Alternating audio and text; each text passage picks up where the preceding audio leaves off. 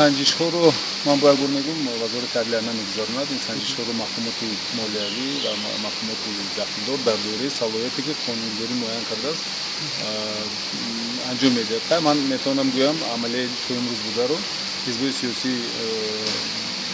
ҳисоботои худро дар расонаҳо чоп мекарданд ва маҳкумоти андоз дар доираи ҳамин салоҳияти худ фақат дурустии ҳамин ҳуҷҷатгузорӣ ва супоридани андозро месанҷиданд.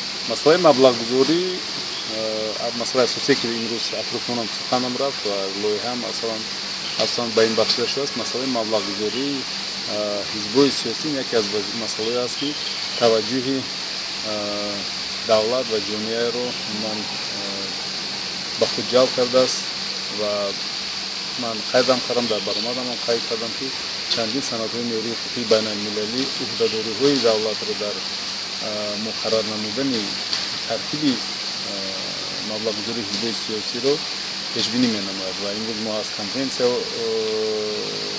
сухан рондем, аз талаботҳои дигар ташкилотҳои байналмилалӣ сухан рондем. Бинобар ин шаффофият ва ошкоро будани фаъолияти ҳизбҳои сиёсӣ ва маблағгузории ҳизбҳои сиёсӣ яке аз масъалаҳое ки бояд ҳатман ҷомеаи шаҳрвандиро умуман ҷомеаи ҷумҳурии Тоҷикистонро бояд диққати онро бояд ҷалб кунад, барое ки мо бояд донем ки дар кадом асосе ки дар кадом пояи молиявии ҳизбҳои сиёсӣ фаъолият карда истодаанд ва мақсади асосии роҳ надодани ба ин масъала роҳ надодани умуман маблағҳои ғайриқонунӣ аз қабилаи маблағгузорӣ аз хориҷи кишвар, маблағгузорӣ ки аз ҷониби гурӯҳҳои тунгаро карда мешавад, маблағгузорӣ аз ҷониби гӯям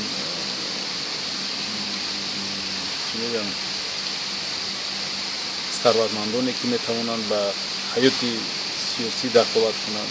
ин масъалаҳое ҳастанд ки бояд ҳамаро ба ташвиш орад ва ин масъалаҳое ҳастанд ки бояд ҳатман зери танзими ҳуқуқӣ қарор гирад.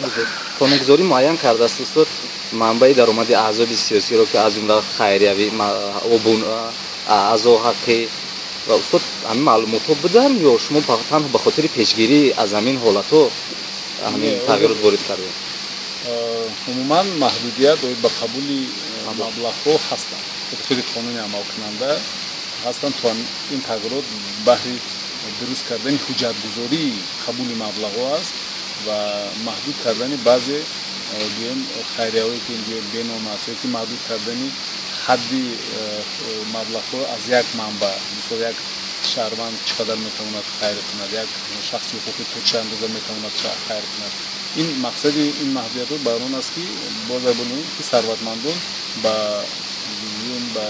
ҳаёти сиёсӣ таъсир нарасонанд бо маблағҳои бо дигар роҳҳо ба ҳамин фазои сиёсӣ. манба маълум шуда ки устод чӣ қадар маблағ бод? дар лоиҳа ҳаст.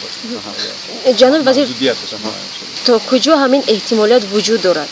эҳтимолияти чӣ? таъсиррасонии ҳамин гурӯҳҳо ва сарватмандони алоҳида.